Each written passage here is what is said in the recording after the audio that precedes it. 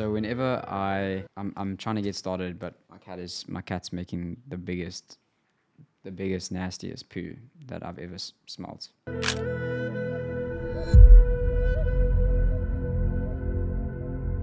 So whenever I like a book, I will buy the hardcover. This may sound weird to most people, but I read most of my books on Kindle just because I love the fact that I can highlight on a Kindle. So I haven't even opened this yet. This is the book. I went out of my way to even go on Amazon.com, which we don't even have here in South Africa, to get this book. So here's the book. It's by Eric Baret. It was translated by Jean-Rick Meller. The title is Let the Moon Be Free. And this is a book that has really impacted me the past few months, navigating some really difficult challenges in life.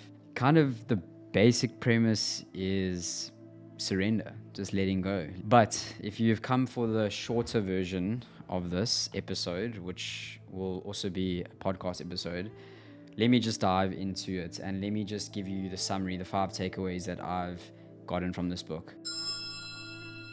Number 1, the real power is in stillness. Number 2, you don't need more knowledge, you just need to listen. Number 3, surrender. Number 4, fasting is overrated. Number 5, don't fear sickness. The first one that I want to dive into is, the real power in life is stillness. At its core, this book is about stillness. It's about listening. And I think one of the things I speak about often is like how meditation is the ultimate form of stillness. It's the ultimate form of tapping into that unseen power within yourself to notice that all the negativity, all the stories are just those. They're just stories. They're just things that your mind is conjuring up. And when you cultivate silence and when you practice silence, you learn to see the negativity and the darkness that you may have, or whatever it is. You learn to see it for what it really is, which is it's just waves on this vast ocean of consciousness. And it's not separate from joy. It's not separate from happiness. It is all one thing. One of my favorite quotes by Kabil Gibran from the Prophets goes something like, and I don't want to mess it up, is that your joy is your sorrow unmasked. Your joy is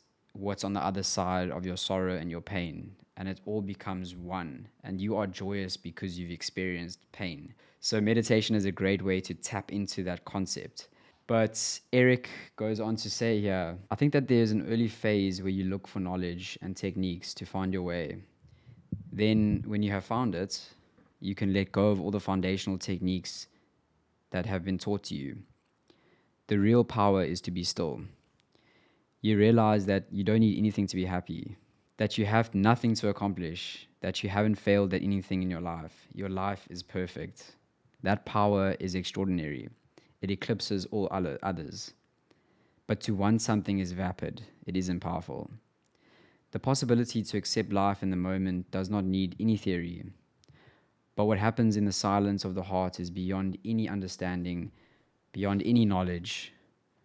What we are interested in is this revelation of the moment, that I do not need any understanding to find this joy without cause, which is the essence of everything. So this concept of joy without cause is beautiful to me because a year ago I attended a plant medicine ceremony and I felt this joy that didn't have kind of a reason to be there. In fact, I was deathly scared of facing some dark demons that I know is in my closet, and that fear crippled me, and it made me really scared going into the ceremony. So what came out of the ceremony was this like absolute joy without cause, this absolute pure, unabiding joy that is inherent, within everyone. It's inherent with it's in kids. You see it in kids that there is no reason for them to be joyous. It is just there, And I think this is such a beautiful concept that I want to carry forward in my life. And I think Eric in this book kind of brought that out and made me more aware of it. So I'm really grateful that I got to tap back into this joy without cause, which I think is so powerful. And then next up, you don't need more knowledge. In a world that is growing more attuned to scientific studies and understandings, and you know, Eric refreshes us with this pertinent piece of advice that stillness is the answer. Stillness, there's so much knowledge in stillness, counterintuitively. But we kind of living in a culture today that is the opposite of this. It's a culture that wants us to take on more and more and more and more. And where does that lead you? You've got this bank of knowledge, but you don't really know yourself. You don't really know how to be still. When you still, I like to think of it as all the things you're taking in through the day and the year and all your learnings are kind of weaving together, and they kind of creating this meta thread. And that's what mindfulness does, is the stillness allows you to make connections that you otherwise won't make if you're constantly perpetually distracted. He goes on to say that no knowledge is necessary to receive the essence of the art, for the origin of every tradition does not reside in thought but in silence. Not knowing is the way. Navida Sadhana. Spiritual instruction is received straight from the emptiness. Sanyavani. These few dialogues are one of the numerous examples of this approach. What is transmitted is not a body of knowledge, but a listening, which is ultimately the only doorway to the essential. I used to be obsessed with self improvement, and so much so that it was kind of like a form of bypassing, like spiritual bypassing. This self improvement helped me feel safe. It helped me belong. It helped me protect myself. It helped me stay in control, because, if I was constantly self improving and, always improving myself, then I was kind of like worthy, and it was an easy way for me to self validate and get out of social situations that I didn't want to put myself in. And it kind of put a very judgmental lens over myself. And I often think now, like, the most enlightened people are the people that can spend time with quote unquote normies, people that are low vibrational. If your enlightenment means you can't enjoy everyday life with normal people, I don't think you're enlightened. I think you're bypassing. I think you're running away. This book, you begin to appreciate that the real change is non-change. And the paradox there is that when you accept non-change and you really dive deep into letting go, the ultimate transformation happens. Sometimes what we think we want is a projection from the outside world. It's what we think the world wants us to be, and maybe what other people want us to be, instead of actually who we want to be ourselves. I'm really dealing with some heavy cat poo smell in here, but I'm in flow and I don't want to stop. The third thing, if you're making this far, congratulations, is surrender. Whatever happens, surrender to it.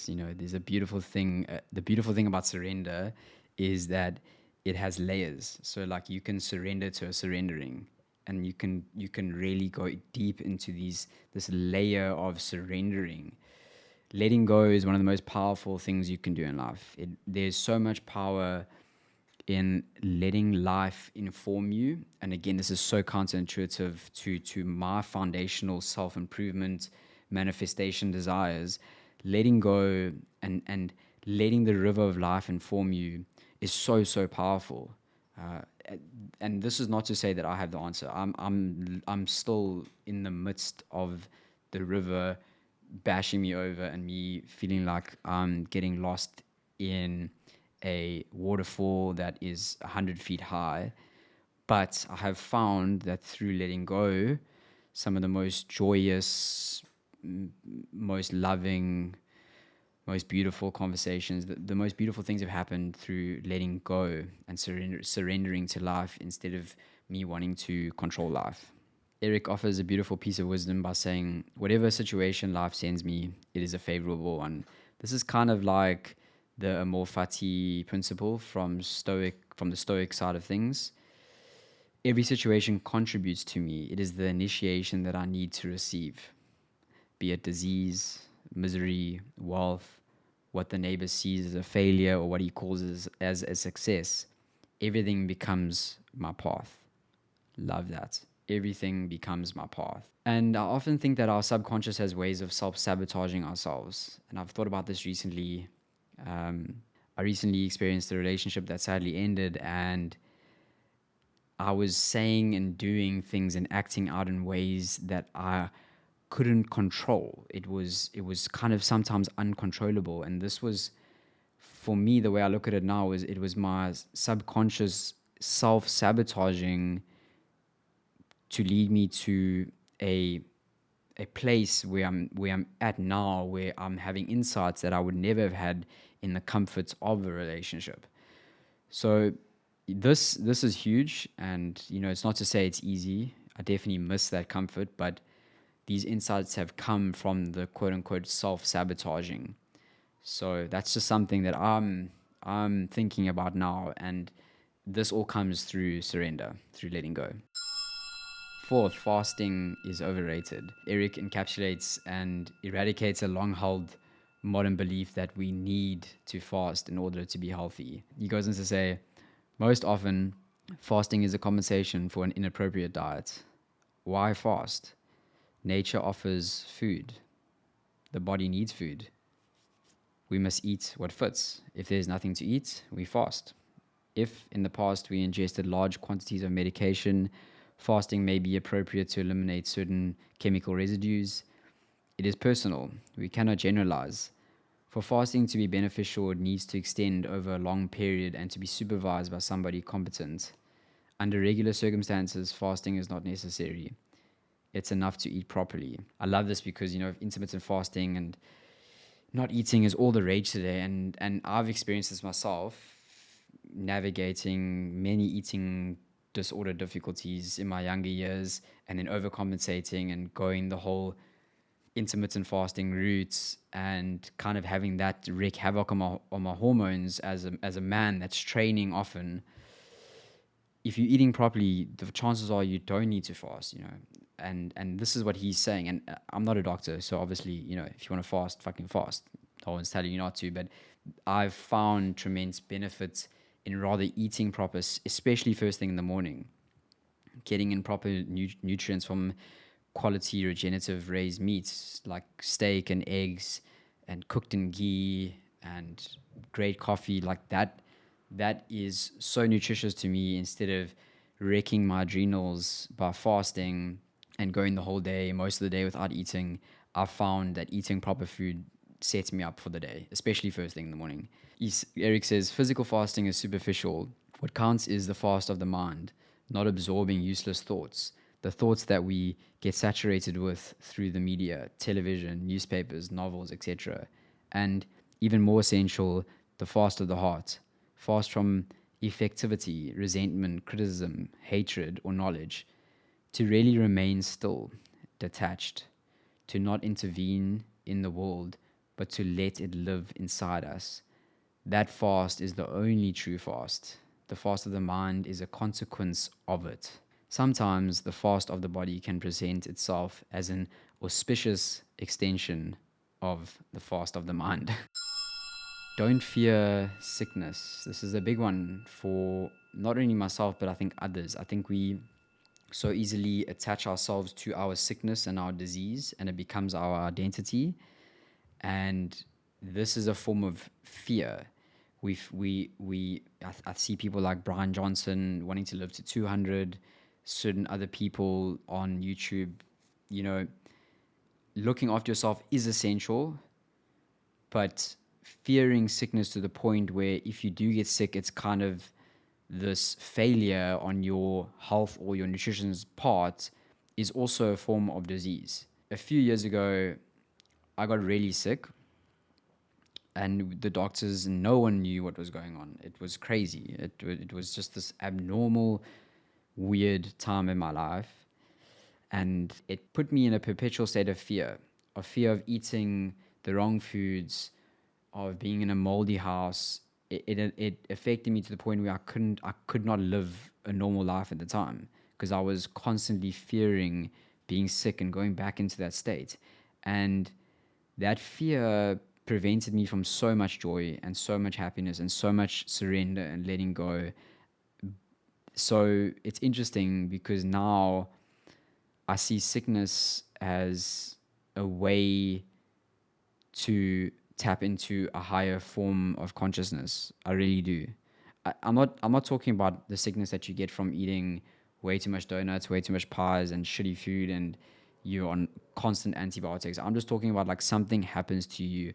Either you get a life altering surgery or you get some sort of fungus infection that really affects you, something like that, something that comes along and alters your sense of reality and life completely and makes you look at the world in a completely different light. I think that's sickness is kind of a spiritual initiation in most respects.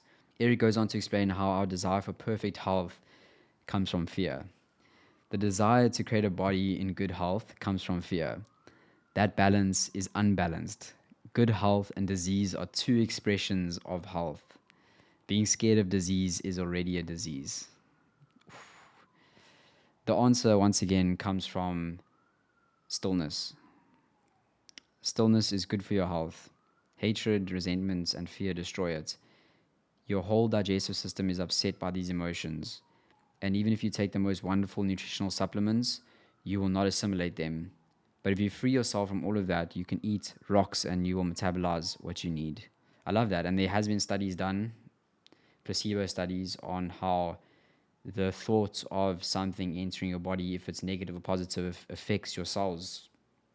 So your mind and how you think about the things that you're eating and whatever, it has a serious effect on your health and the way you metabolize things. And again, coming back to meditation, being still is a great way to help relax your digestive system and make sure that whatever you're eating, it is going to the right places. It's going to the parts of your body that need to be healed.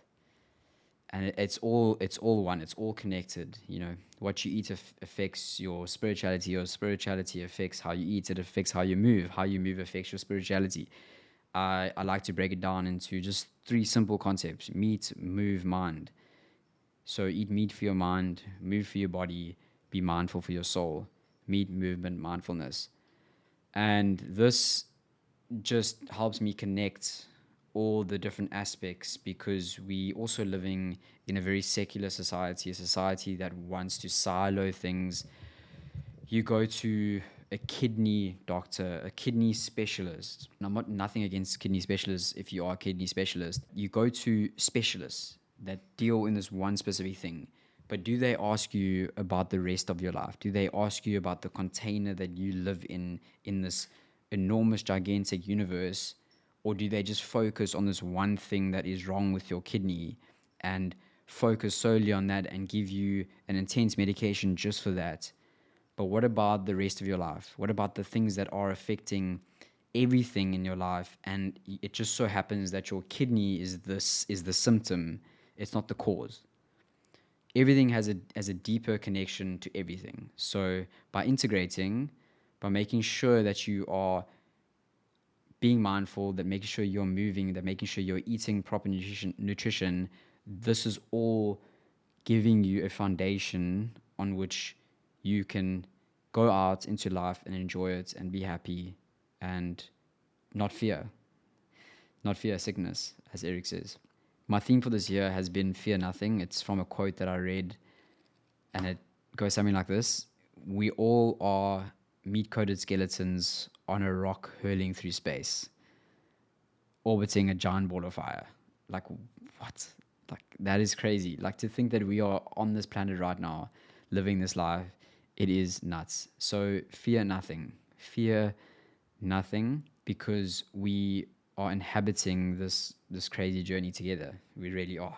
And the more I work with plant medicine, the more conversations I have with people, the more serendipitous encounters I have, the more I realize God is speaking to us on a near daily basis. And we just need to tap into that frequency and just tap into it and listen and be conscious. Thanks so much for indulging me in this solo podcast / YouTube episode. If you don't mind subscribing, liking wherever you are, if you're on Spotify, Apple Podcasts, please give me a rating. It goes a long way. And I look forward to hosting some more of these. I should be having some more guests on soon, but life is busy. It's an excuse, but life is busy. Thanks, guys. I'll see you in the next one. Cheers for now.